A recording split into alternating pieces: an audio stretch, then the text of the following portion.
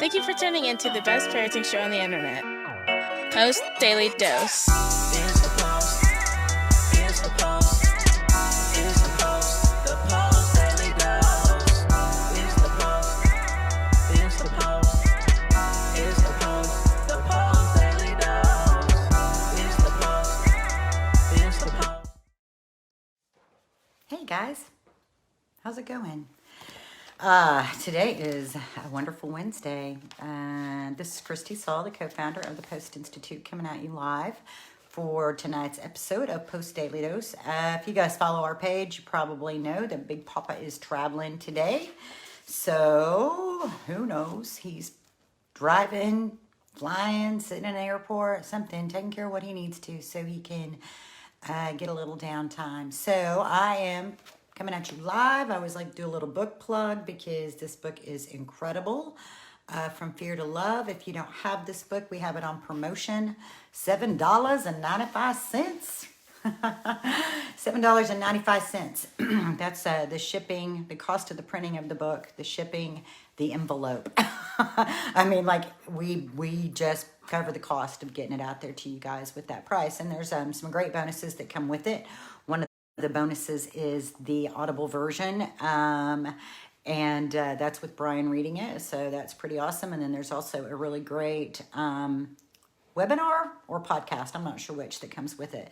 So anyway, I want to really encourage you guys. Oh, it's good to see you guys. Kirsten, Mimi, Naomi, it's so good to see you all. I hope your daughter's doing well.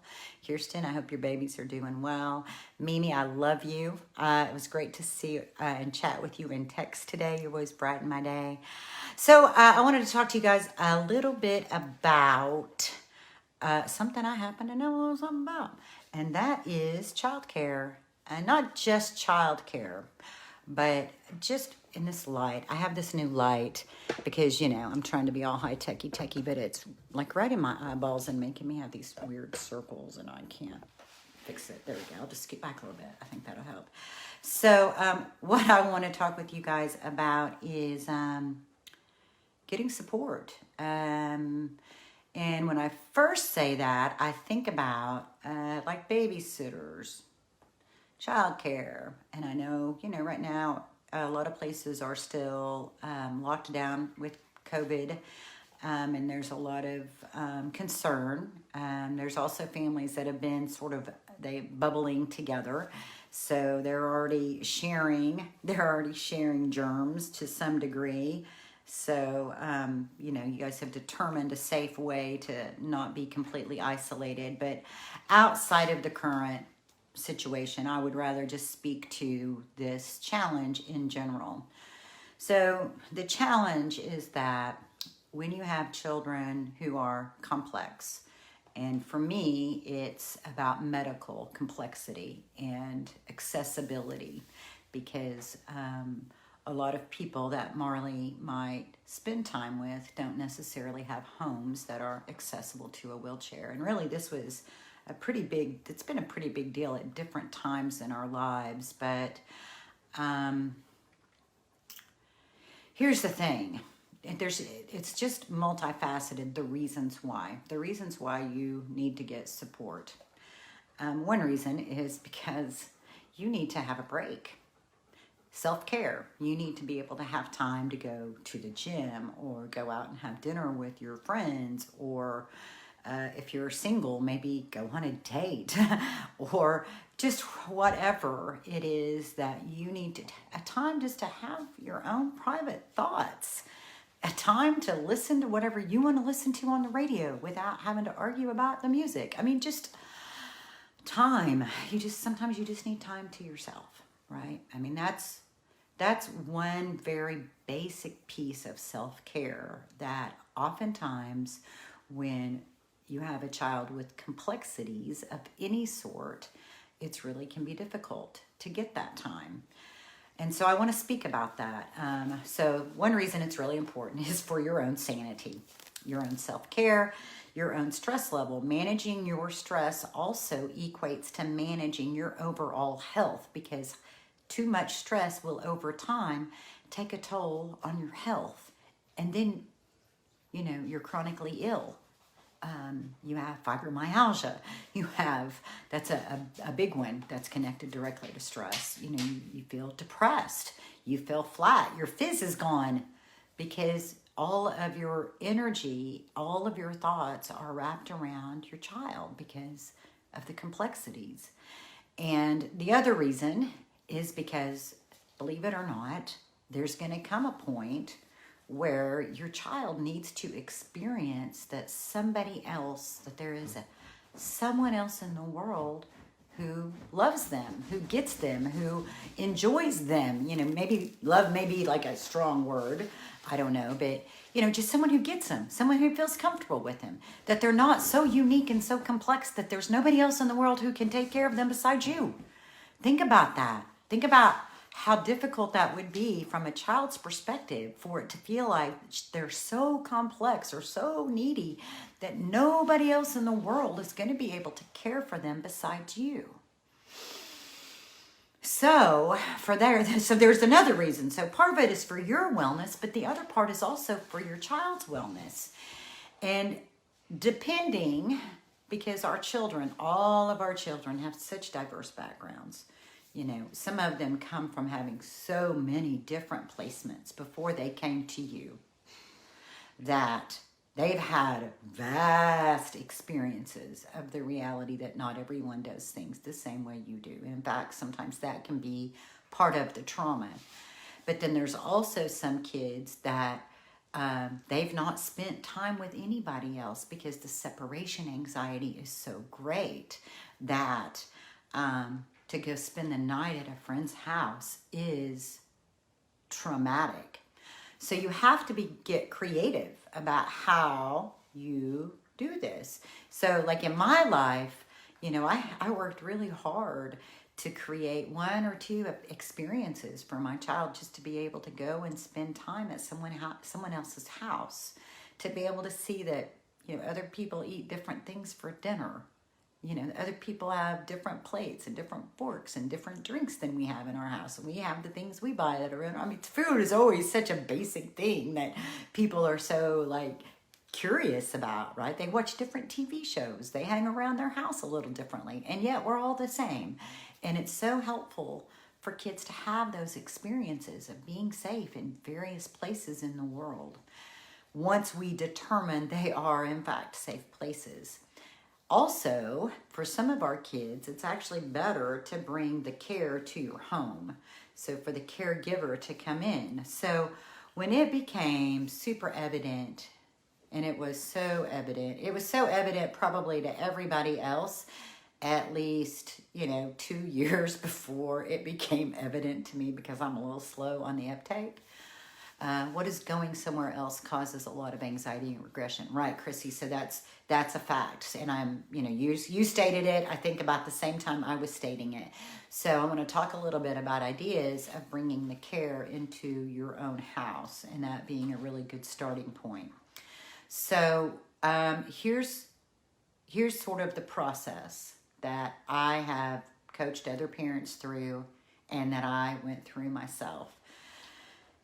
Because usually we're identifying that this is definitely a need about a year after it was already a need, because we're just going to push ourselves, right?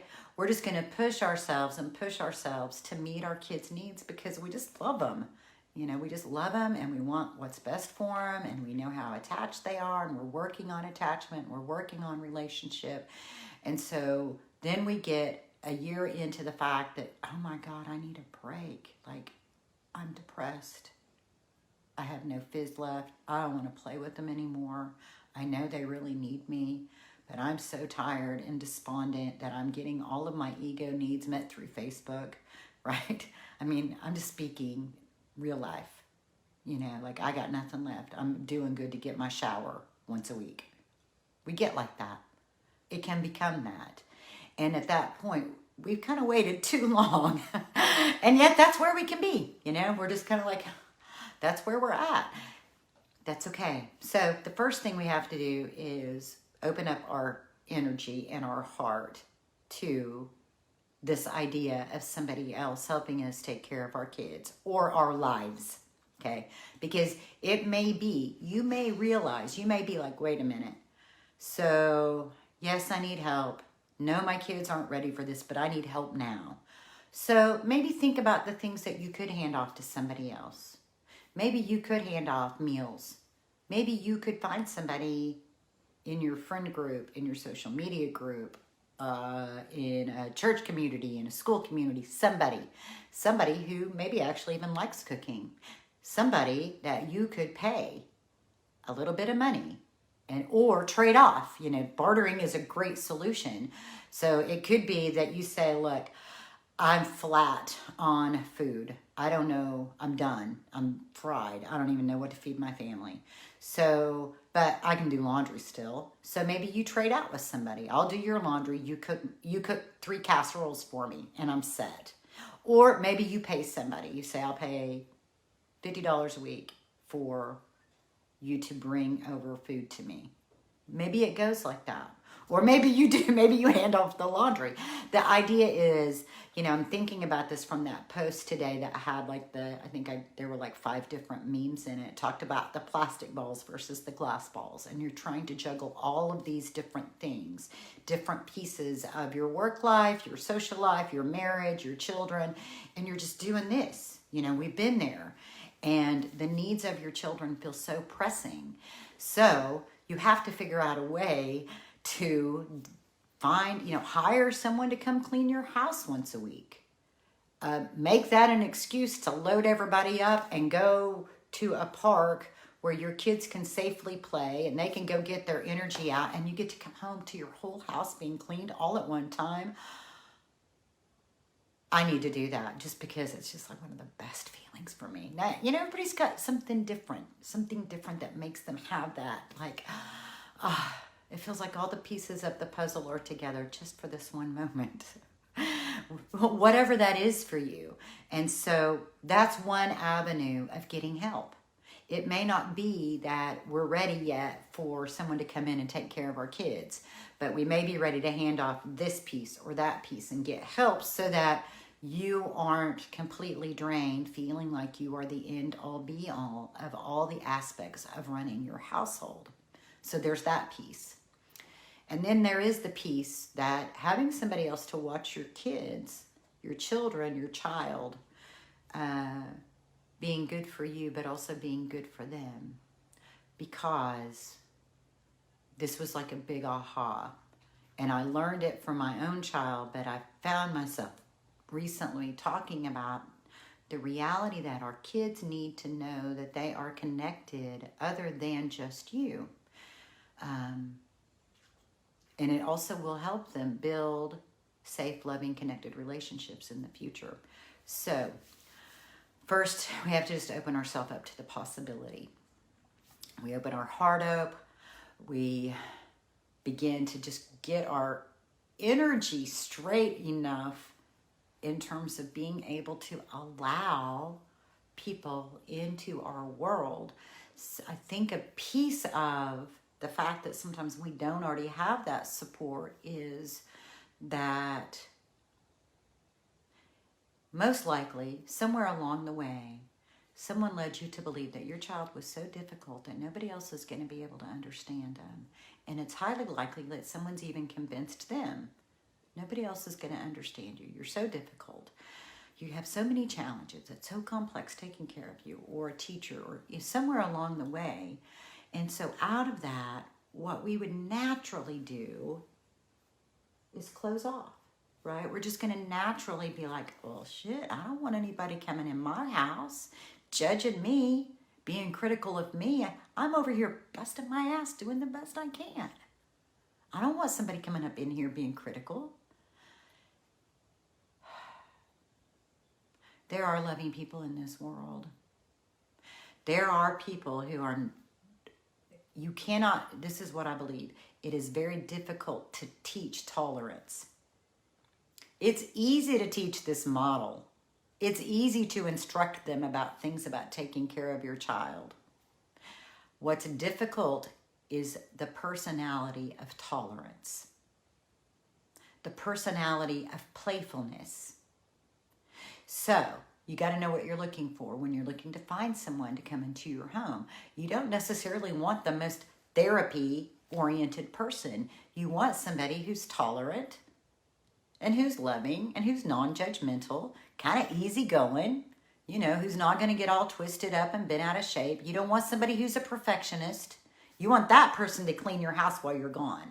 You don't want them to be the person who's taking care of your kids, because you need somebody who's tolerant, who's flexible, who's understanding, who is loving, who's playful. So, thanks, Mimi. Mimi said, yes, I agree. So look for that. And the first thing is to open yourself up to the possibility that all that nonsense about this being like nobody else is going to get it, let's put that aside and let's just open ourselves up and help our energy become what it is that we're looking for. So helping our energy be like, okay, I know what I've got my sights set on. I've got my sights set on tolerant, easygoing, laid back. And here's the thing I have found interesting in all my years. And, you know, gosh, I've been doing this kind of work since I was 20 in some form or fashion. So over 30 years, oh my gosh, almost 35 years working with families and working with people. And what I have found is a lot of times the people who've been through the toughest and have recovered can be excellent with our kids.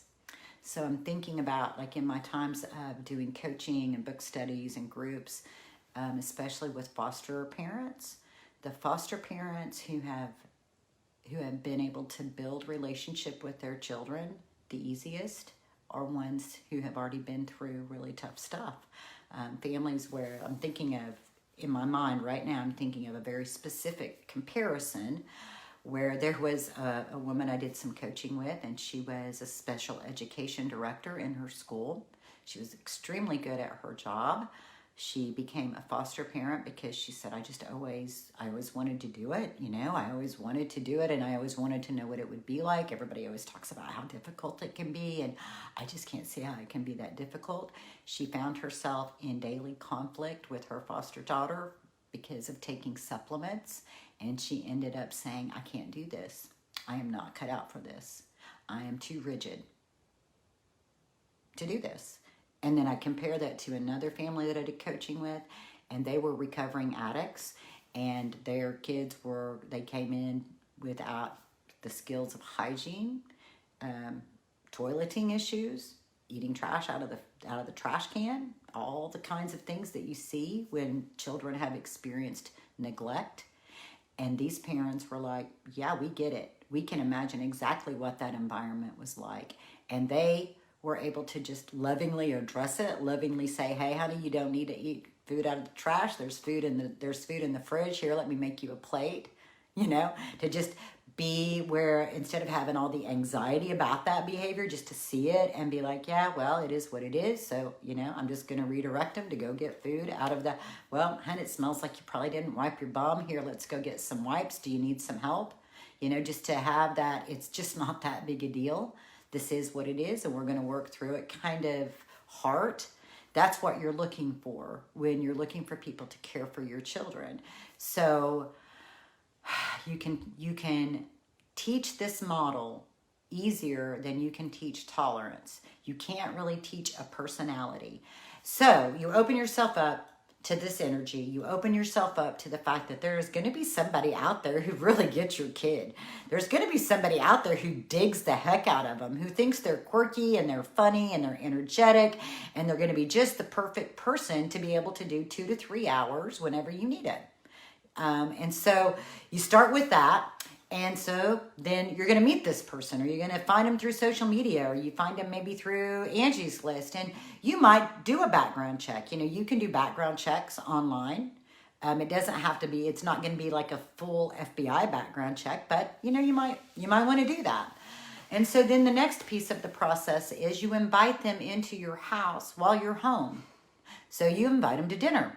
You invite them to hang out with you and your kids. You invite them to come over and do a craft project or play games with you or whatever, so that this person is being introduced into your family. That gives you a chance to know them. That gives them a chance to know you. And The whole point being, it gives your kids a chance to know them in a safe way. And so you're establishing a way to introduce somebody into their life in a way that's safe. Instead of just saying, okay, here's this person and now I'm out of here. God, that would definitely be re-traumatizing, wouldn't it? Oh my gosh. So you're going to do that, and you're probably going to do that, I don't know, a few times. And then you invite them over and you tell your kids you're going to spend time with so-and-so and I'm going to be in my room. And if you need me, you let me know. And you go lay down in your room or wherever. Get away. You have your ear, your ear's right there. You can hear if things aren't going well. If you need to come, bebop through and just put your eyes on things and let them know you're still here, right? You do that a few times. Then you say, hey, Sally's going to come over. She's going to be watching you for 2 hours or 1 hour or whatever your children's window of tolerance is while I go to the gym, or I'm just going to go take care of myself and have a little time to me. I will have my phone with me. Text me if you need anything and I'll be checking in on you. And then do it. Right? Then you go and at about halfway through or whatever, you check in on them. And I've also found it really helpful if when you come home, you bring a treat. It could, whatever, it could be apples, or it could be some weird, I found these cool rocks while I was out, or I found these pretty leaves while I was out, or I know this is your favorite donut, so I bought donuts for everybody whatever. So that, you're leaving and you're returning has a flow to it, right? And so you look up and pretty soon you've got somebody who gets it. And when your kids are in the care of somebody else in your home, this is what I suggest. As long as the house is standing when I get home, everything else is going to be fine. I don't care if they make a mess. I don't, if there's certain things that are like you don't want them to do, then you tell this person. And those things, like if it's paints or something like that, and you don't want them painting pictures while you're gone, put the paints someplace where they can't get to them. Set things up, set the scene up for success. Maybe have a craft project or a game or something out that they can do together that person has already done with you all. There's a little plan, but make this all about, as long as they're safe and I can go and come back, everything's going to be okay.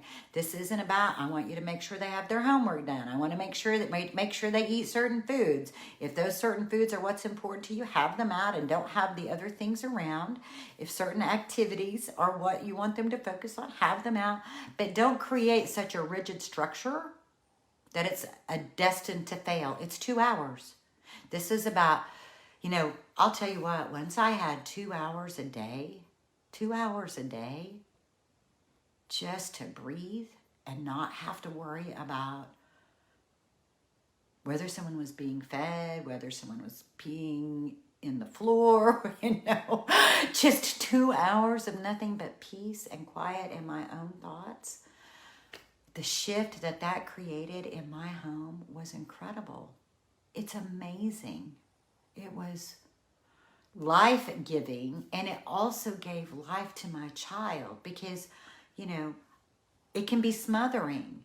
So that's just a really simple process, as you start with the 2 hour time frame. I think for me, that was the magic amount of time. It may be something you have to build up to. After you reach the 2 hour window, then, you can add 30 minutes, you add an hour, you add the increments of time a little at a time, and then you look up and you be like, actually the babysitter's going to spend the night tonight because I'm going to go out to dinner and then I'm going to go dancing and I don't want to come home really late. I'm just going to get a hotel room. I'll be right over here. Text me if you need me. And then you text them, you initiate, hey, how you doing? Hey, I was thinking about you. Hey, just little messages here and there so they know that even though you are out of sight, you are not out of mind. That absence can indeed make the heart grow fonder, and that you love them and that you are connected to them no matter where you are. You're always there for them. Then we're also setting up this pathway for autonomy. So this was a little longer than I had planned. There's a whole bunch packed into this. From the beginning of, it may not be somebody taking care of your child as the place to start. It may be somebody else taking care of some of your household duties in a way that work for you. Kristi says, I find it hard to find people to watch or be comfortable with my son who has special needs. Well, Kristi, I completely understand that. My daughter's mobile by wheelchair. That's why I invited people into our house. So I'm not sure what the special needs are that your child has, but the first piece is opening your heart up to the kind of energy that you're going to need. So the energy you're looking for is someone who's tolerant, someone who's patient, someone who can be playful, possibly. I mean, I don't know what your son's needs are. If I knew a little bit more, I might be able to have some input. There are, if it's like, intellectual disabilities, if your child fits into the category of mild, moderate mental retardation, I'm thinking about, there's like a Facebook page specifically, something books. I'll have to remember it. Anyway, this guy does these really great videos where he introduces people who have special needs, and they have these really cool relationships, and they have these cool exchanges. And the reason I bring that up is because, maybe there's somebody in your community already following that page, and you'd be like, hey, I might have found my golden person. The thing is there's somebody. There are people who get our kids. We just don't always know them, and we don't know. He has autism and is nonverbal. Right, okay. So, yeah, I get it. It's a little complex, isn't it? So let me think about that. I'd probably, where would I be looking? I might be looking at college students. If there's a college near you, I might be looking at college students who are already enrolled in like a special education program, or maybe they're in a mental health program. As far as their student structure, they might be in coaching, like he's nonverbal, he has autism. I don't know what he likes or what he's into. You're going to need someone who's probably tolerant of noise, because just because he's nonverbal doesn't mean he's not communicating. So tolerance is the word that keeps coming up. So you're going to need the energy that you're going to be looking for is somebody who's tolerant and chill, and somebody who's not highly perfectionistic. Anxiety is not going to be good for him. So an anxious energy caregiver won't work very well. You need somebody who's just really chill. And I would start with small increments. And I would definitely bring them in first. And I'm almost surprised as I'm sitting here saying this that there might not be some sort of respite program through an autism network that might be in your community. Sometimes it can even be, I know this, I mean, I'm just talking like I'm talking straight to you, so I'm just going to keep talking. Sometimes it's not even that you need someone to take care of your child so that you can go do something just super ultra relaxing, although that could be nice. Sometimes it might be that you want to go, you just need to switch places. Sometimes even kids swapping can be a win, because it's a different kind of relationship. It's a different kind of activity, and that doesn't mean that you don't love your children or that you love somebody's other children more. It just means that we all need diversity, and diversity is good. It's good for our kids, and it's good for us. So maybe even child swapping with somebody could be a help. Could be a help to say, if you'll come watch so-and-so, can watch my son today with somebody that gets your son. If you can come sit with my son today while I'll come and clean your house. Because just having something different to do can be helpful. It's all about what's helpful, and really digging in and saying, okay, could this really help me? Could it help me just to get out of my house alone? Then how can I work that? What do I need to do to make that happen? So again, we're looking for a specific sort of personality more than a specific education, because it doesn't mean the most educated people, you can have a PhD and not be good with kids. You know, being good with kids, being tolerant, having that flexibility that we're looking for. And for some reason, Kristi, I just keep finding myself bringing my energy down a notch as I think about your son. I think about autism. I think about not being verbal. So I'm thinking it's just going to need to be somebody who's just real chill, like real chill, and tolerant of noise if he is, if he communicates through noise. That's that. I hope that those words are acceptable. It's what's coming to my heart because of just what little experience I have had with children who are autistic and nonverbal. And oftentimes there are additional nursing types of things that come with these multiple challenges. The complexity, you know, it's real. So that could also mean that you have to time. You have to time when you're away around if there's certain medical needs. I'm glad it helped. Thank you. That affirmation, Kristi, will help me let go of it. So now you've got like the firsthand experience of me. And you know, Zoom may be a good way to do some interviews because, you know, you can pick up at least a little bit on a person's personality through that process. And again, I'm thinking maybe in Oklahoma, we have what's called DDSD, the Department of Developmental Disability Services. So it makes me wonder if there might not be some sort of support care that if it's not already there, that just asking and bringing it up, it could become that you create the thing. Like you might end up creating an organization that you then benefit from, or by sharing the need with different people, there might be something that comes together. So in my heart, I just want you to let people know you're in need. And in my heart, I'm just wrapping you in love, and I'm hoping supernatural peace and comfort, wellness to you. May your stamina be present until you are able to find the kind of support that you need. So much love to you guys. I hope you have a blessed evening. I hope that after you finish your dinner and your chores, that you can just have some time to enjoy your babies, and that when you rest your head tonight, that you take with you love, hope, and that you're just allowed like that rest deep in your bones. So I appreciate you all. I thank you for all that you do for your families to create healing. Much love to you all, and I'm sure Big Papa will be back with us tomorrow.